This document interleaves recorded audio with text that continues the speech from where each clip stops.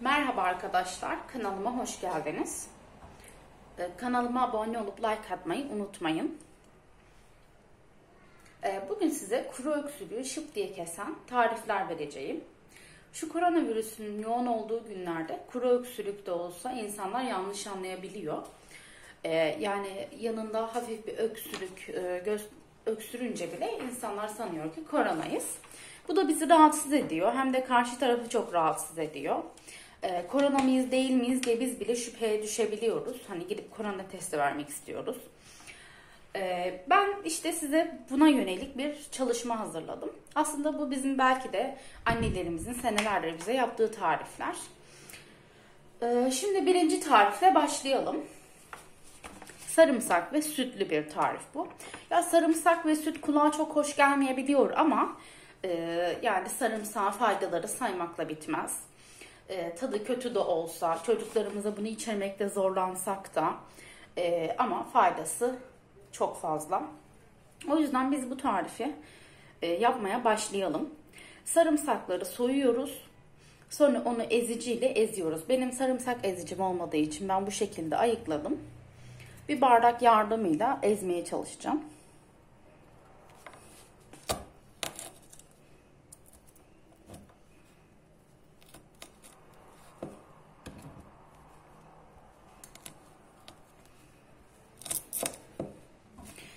Yani varsa eğer havanla dövebilirsiniz evde. Benim ikisi de olmadığı için ben böyle bir bardak yardımıyla ezmem gerekiyor. Yani çok aşırı ezmenize gerek yok. Zaten gördüğünüz gibi ben zor eziyorum.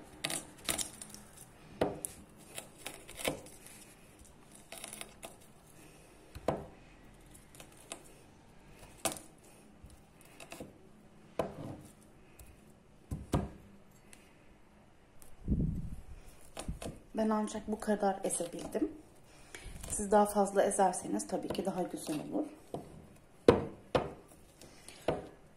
Sarımsak ve sütün tadının güzel olacağını sanmıyorum. Ama geçen gün bir videoda izledim. Sarımsak kanser hücrelerini vücuttan itiyor. Yani kanser hücreleri sarımsağı görünce kaçıyorlardı. Öyle bir video hazırlamışlar. Görünce çok şaşırdım. Yani bu kadar mı faydalıymış? Çocukluğum boyunca sarımsak yememiştim ben. Sonradan başladım sarımsak yemeye. İyi ki alışabildim çünkü çok faydalıymış.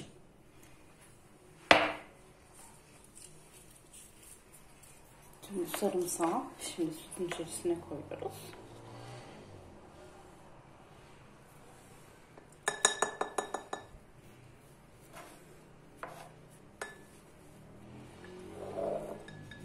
Karıştırıyoruz. Ve sarımsağın içerisine sütü koyduktan sonra bir miktar bekliyoruz arkadaşlar. Hemen tüketmiyoruz. Birkaç saat bekledikten sonra tüketmek daha yararlı olur. Ya sütün de bağışıklığı güçlendirici etkisi olduğu için, sarımsak da kansere bile faydalı olduğu için öksürmeseniz bile ben bunu tüketmenizi öneriyorum. Sadece öksürüğe değil arkadaşlar, daha farklı hastalıklara da fayda sağlayabiliyor bu karışım. O yüzden şiddetle tavsiye ediyorum. Süt ve sarımsak birlikte tercih edildiğinde kuru öksürük, astım, zatürre ve akciğer sorunları ve diğer solunum sistemi hastalıklarına da iyi gelmesiyle bilinir. Zaten bu videomu izledikten sonra ben hemen yapacağınızı düşünüyorum.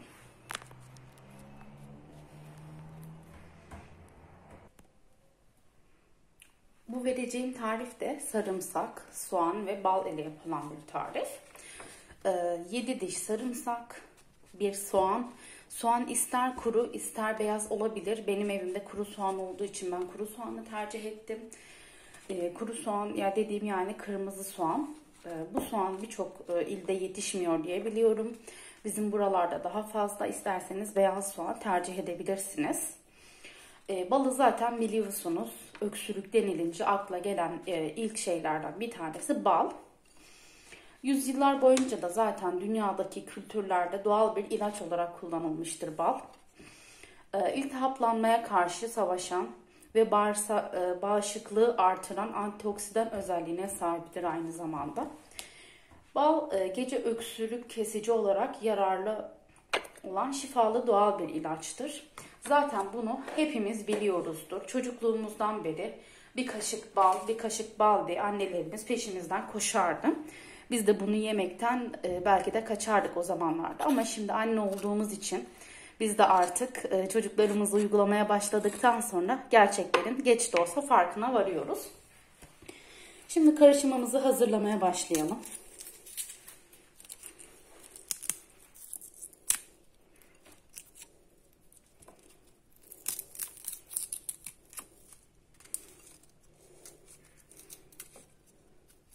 Sarımsak soymayı ve doğramayı hiç sevmem. Çocukluğumdan beri kokusundan çok rahatsızlık duyarım. Ama faydalarını öğrendikten sonra sarımsak yemeye, kokusundan da rahatsız olmamaya başladım. Hatta bazen elimde bıraktığı koku hoşuma bile gider oldu.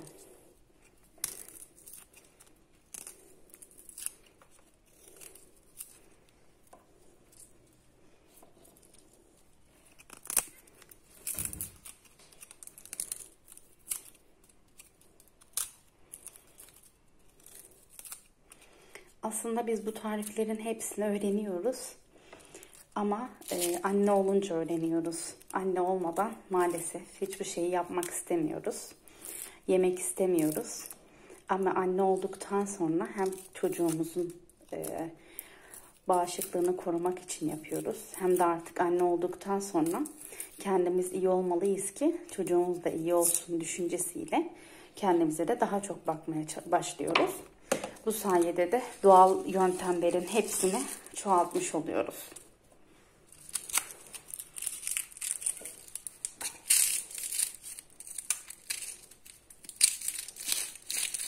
Bunları yıkıyoruz. Soğanla sarımsağı.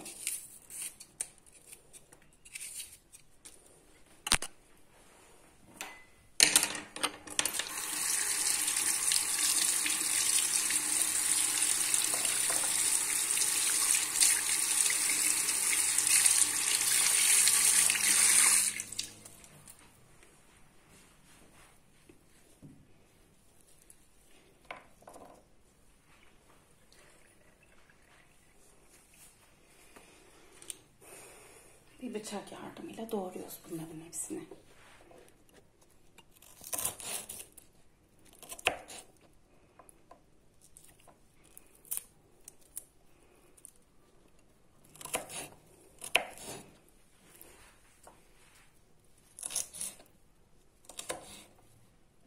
Arkadaşlar hem video çekip hem doğramaya çalışınca biraz görüntüde sorun oluyor. Kusura bakmayın.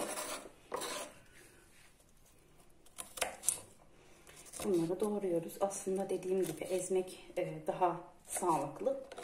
Ama benim ezicim olmadığı için ben doğrayarak kullanmayı tercih ediyorum şu anda. Çünkü başka alternatifim yok.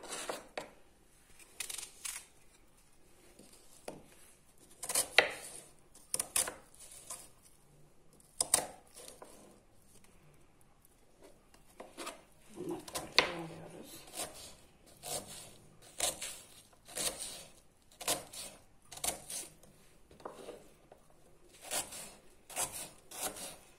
Arkadaşlar sizin de bildiğiniz tarifler varsa benim paylaşımlarım dışında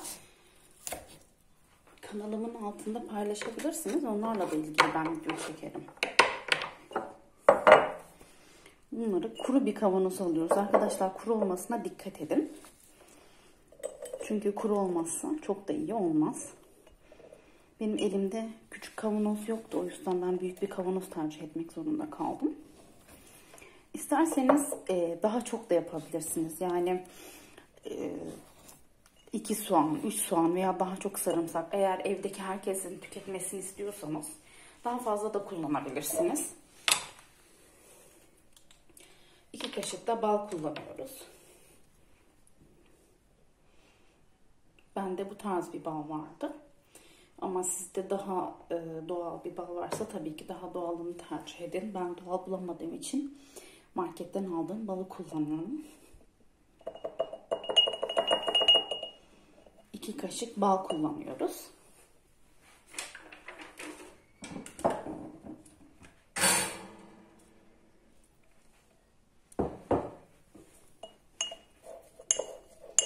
karıştırıyoruz. İyice karıştırıyoruz.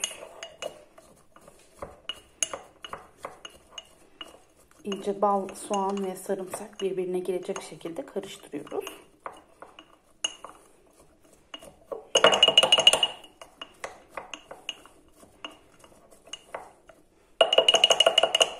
Karıştırdıktan sonra kuru bir kapak yardımıyla kapatıyoruz. Bu kapak mümkünse hiç kullanılmamış bir kapak olmalı. Sonra biz bunu güneş görmeyecek şekilde sarıyoruz.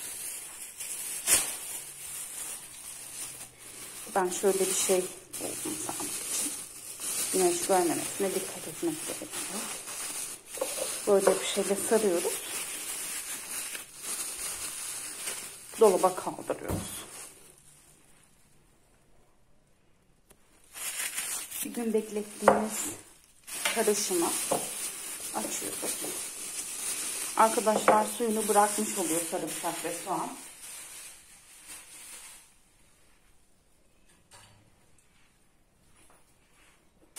Sonra bu karışımı süzüyoruz. Şöyle bir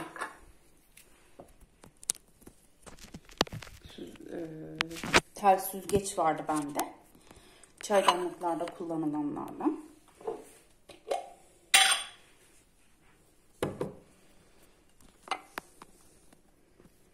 Bu şekilde döküyorum. Bal, soğan, sarımsak suyunu bırakmışlar. Süzüyoruz onun suyunu. Suyunu süzdükten sonra bir bardağa alıyoruz suyu. Sonra bu suyu şöyle süzüyoruz. Bal, soğan ve sarımsağın bıraktığı su. Sonra bunu çocuklarımıza içiriyoruz. Diğer tarifimiz tereyağı ve pekmez tarifi. Bence en çok beğeneceğiniz tarif bu. Çünkü tadı en birbirine uyumlu olan pekmez ve tereyağı. Zaten biliyoruz tereyağı boğazımızı yumuşatır. Pekmez de zaten hem kan yapar hem de birçok faydası vardır. Enerji verir. Enerjimiz düşükse enerji verir. Hatta çocukluğumuzdan beri anneler okula giderken bir kaşık pekmezi iç de öyle git derlerdi bize. Yine yapmazdım. Ama anne olunca ben de anladım ki pekmez gerçekten faydalı bir besin. Ben de şimdi kızıma vermeye çalışıyorum. Peşinden koşuyorum. Hem de anne olduğum için ben iyi olmalıyım ki kızım da iyi olsun düşüncesiyle ben de içiyorum. Tereyağı ve pekmezin sadece öksürüğe değil birçok şeye faydası var ama özellikle öksürük için olanlardan bahsetmek istiyorum. Tereyağı ve pekmez birleşince resmen şifa deposu oluyor. Bunu bilmeyen yok. Öksürük için ilaç kullansanız bile bu tarifi çocuklara verebilirsiniz. Kendiniz de kullanabilirsiniz. Şöyle bu tereyağını alalım. Ocağa koyalım. Altını açalım ocağın.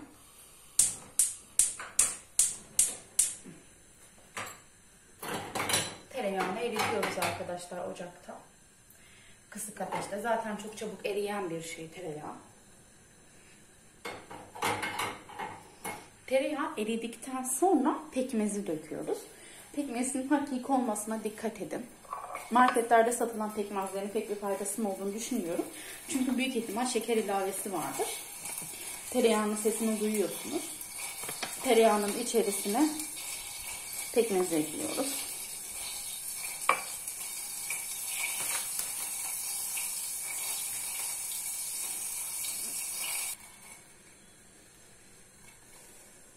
Aynı zamanda tereyağı ve pekmez boğazın yumuşamasını sağlar. Mikropların sayısını azaltarak iltihabı önler. Yemek borusu, mide ve bağırsaktaki zararlı toksinlerin idrar yoluyla atılmasına yardımcı olur. Aynı zamanda öksürüğe bildiğiniz üzere faydası vardır. Şöyle tereyağı ve pekmezi koyalım bardağa. Arkadaşlar ben pekmezin içerisine biraz su ekledim. Çünkü çok fazla şekerli oluyor. Yani çok şeker tadı aldığım için pekmez biliyorsunuz doğal şeker kaynağı. Öyle olduğu için çok fazla ağır geleceği için ben biraz da ona su ekledim. Daha duru bir tadı olsun. Çocuklar içerken çok fazla rahatsız olmasın diye bu şekilde bir yöntem denedim. Sizin de denemenizi tavsiye ediyorum. Dediğim gibi çocukların en rahat tüketebileceği bir karışım oldu. Aynı zamanda bizim için de öyle. Diğer tarifimiz de cevizlerle yapılıyor. Daha doğrusu cevizin perdeleriyle yapıyor. Arkadaşlar ceviz yediğiniz zaman, tükettiğiniz zaman iç kabuklarını atmayın. İç kabukları dediğim yani şu perdeleri oluyor. Pardon. Kameramız düştü. Böyle oluyor aksilikler bazen. Şöyle alayım. İç perdeleri yani şu oluyor arkadaşlar. Bunu atmıyoruz.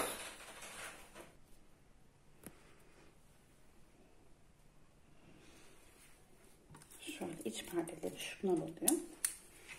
Bunları atmıyoruz, ayırıyoruz.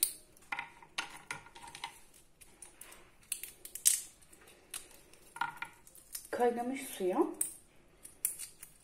bu perdeleri koyuyoruz. Koyduktan sonra da biraz kaynatıyoruz. Bu çayın sadece faydası öksürüğü kesmesi değil, aynı zamanda kanı temizliyor. Şöyle ayırıyoruz cevizleri bir tarafa, iç perdelerini bir tarafa.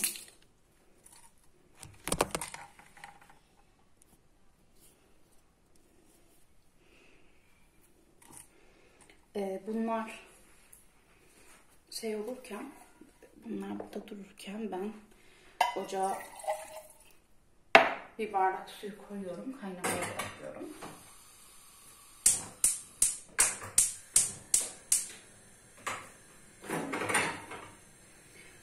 Su kaynadıktan sonra bunları içerisine koyacağım. Şöyle şu kadar yeterli. Cevizleri şöyle ayırayım.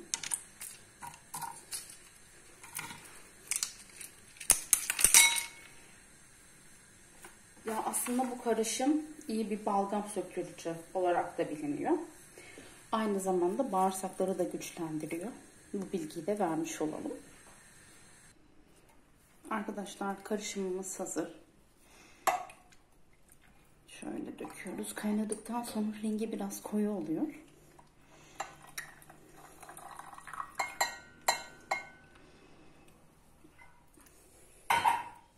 Böyle bir karışım da. Arkadaşlar videolarımın devamını gelmesini istiyorsanız videolarımı beğenerek bana destek olabilirsiniz. Lütfen kanalıma abone olun. Bana destek olun. Videolarımı da beğenmeyi unutmayın.